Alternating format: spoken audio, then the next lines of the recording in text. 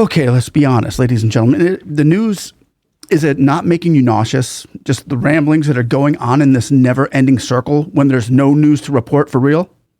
Do reporters just make up their own stories just to satisfy the next 10 minutes of their viewers' needs, just to hear something, just to give them something?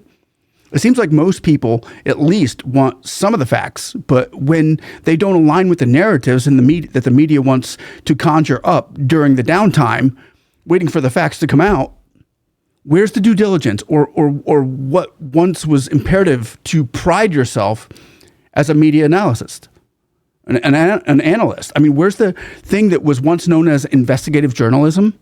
When they haven't done their homework, that's when a journalist finds out from Jaishankar that all the stories that they've been telling their base is just a bunch of junk that doesn't really have anything to do with reality of what's really happening.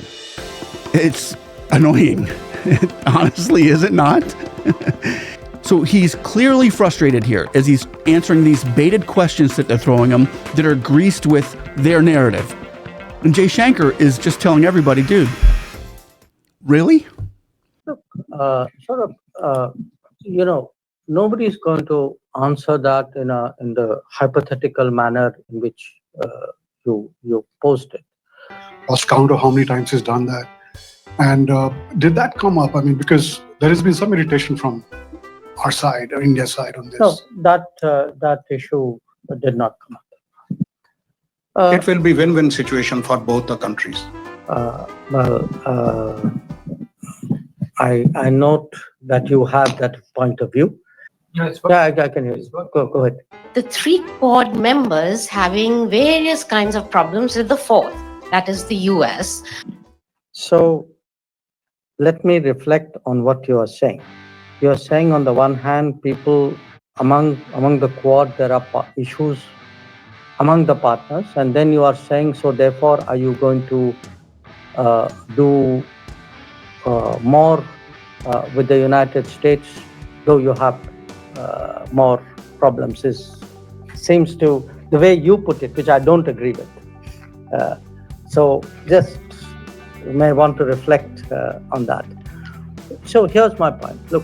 And now that we've seen and heard the response from the great Jaishankar of India himself, who, after I came to and listened to and watched, I feel like he's probably the best minister of external affairs in the world right now. He's this breath of fresh air who anchors his answers with simplicity of what's happening and adds an eloquence of his own raw, unfiltered facts, grounded in the truths of what he's sent to do, and that is make deals. But as we've seen throughout the media, in and of itself, hinders or can hinder the progress of positive outcomes that he's trying to make, as the media continues to foment and pour gasoline on the feelings of its base instead of lifting up the facts to the case.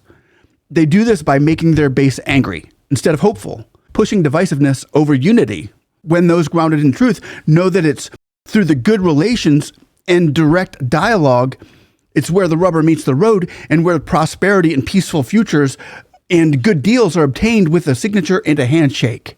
So I would encourage anybody watching that in this 2-video series that you watch these throughout, as for everyone who wants the facts and to be able to win those geopolitical arguments with knowledge and wisdom over feelings and punchlines. I think that within the debate of the India and U.S. relations, you'll here have the information that you need on the key issues of what to be expected with the deals coming ahead for these 2 great countries, 2 of the greatest superpowers in the world. First, we're setting the stage, hearing how Jaishankar's going into this, because this 5 minutes answers the mentality of this relationship prior to the meeting, and this is like half the battle. So before we do this, please do us a favor here. If you would, like, subscribe, and thank you so much. We're very grateful to have you all. Now grab a drink and roll the clip. Quad is, to my mind, a platform, a grouping that actually reaffirms our strategic autonomy.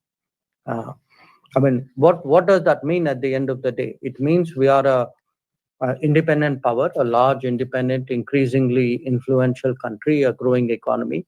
We have our interests. We want the right to make decisions based on our own judgment and our own interests. And definitely for us, membership of Quad serves that purpose. It is an expression of that very concept.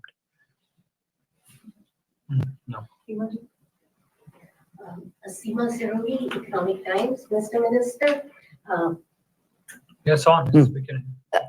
given the military cooperation between China and Pakistan seen during the recent confrontation, is India more open to giving Quad more of a security dimension, like a little harder edge, as some have argued? Would India be more open? Because people say India is a little shy about that. The other question is about the three Quad members having various kinds of problems with the fourth, that is the US.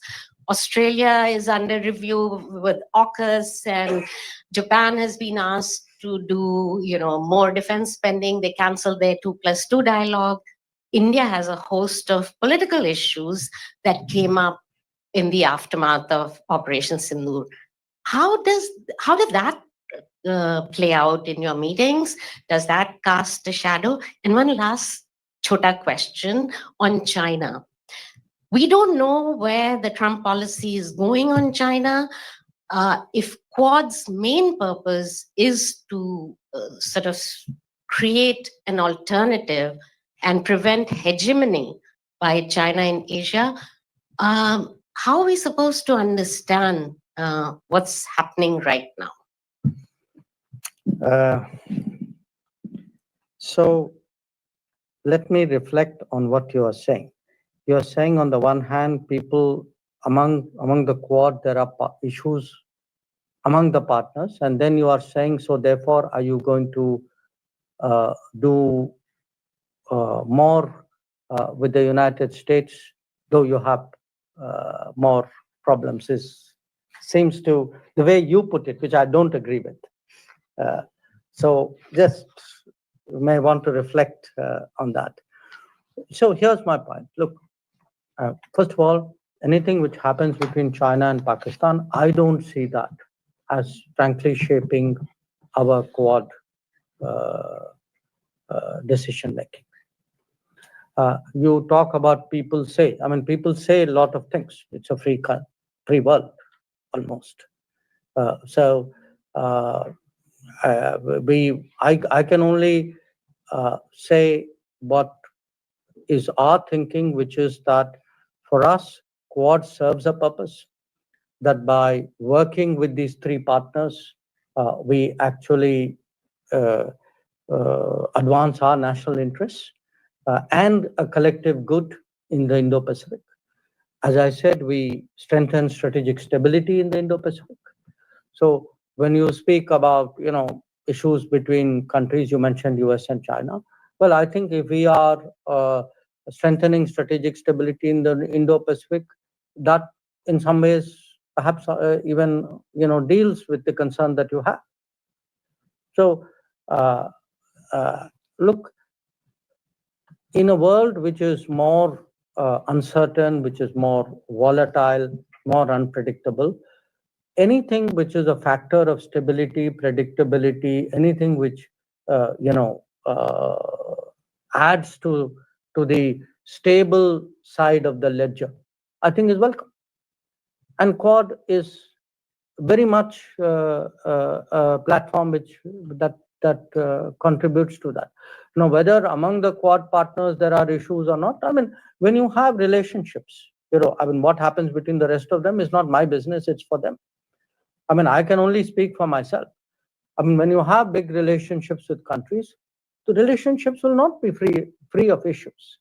I think the strength of a relationship is not its freedom from problems. It is the ability to address those problems and then keep that trend going positively. And I would, definitely make the case with the United States that has been so, that over successive administrations, and it's not like we've not had problems with the earlier ones, but we have been constantly able to address those issues and move forward.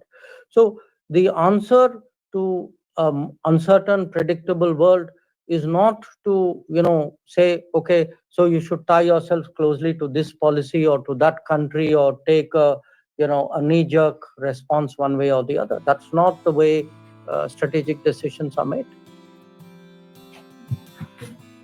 Great analogy, perfect, awesome analogy from the great Jaishankar, creating a positive outlook in a negative atmosphere. And as the news Quizlets and journalists continue to put him in awkward, misinformative, mainstream media headline situations to answer the regurgitated spew of the month's worth of second guesses, Jaishankar continues to respond with, wrong again, or I don't see it that way. And in saying that, he negates their last 2 weeks of disinformation made up of accusations. So now, after hearing that in how he addresses the concerns during negotiations, now that you understand how he's addressing it, not those headlines, we're going to go over the exact concerns that will be addressed. And there's a few key concerns that are worth billions of dollars within these deals. This is huge. I mean, you can't just downplay the importance of these issues. And I believe that every concerned Indian and knowledgeable American will want to understand what's getting ready to go down here. And these concerns are in part 2 of this video, which is right here or here or here or there. I don't know, down there, over there. I'm not sure, but be sure, if you would, please like and subscribe, and we'll see you in our next one. And they're probably cutting me off. Are they cutting me off yet? I'm probably going to be disappeared before I finish talking, but maybe not. Blessings.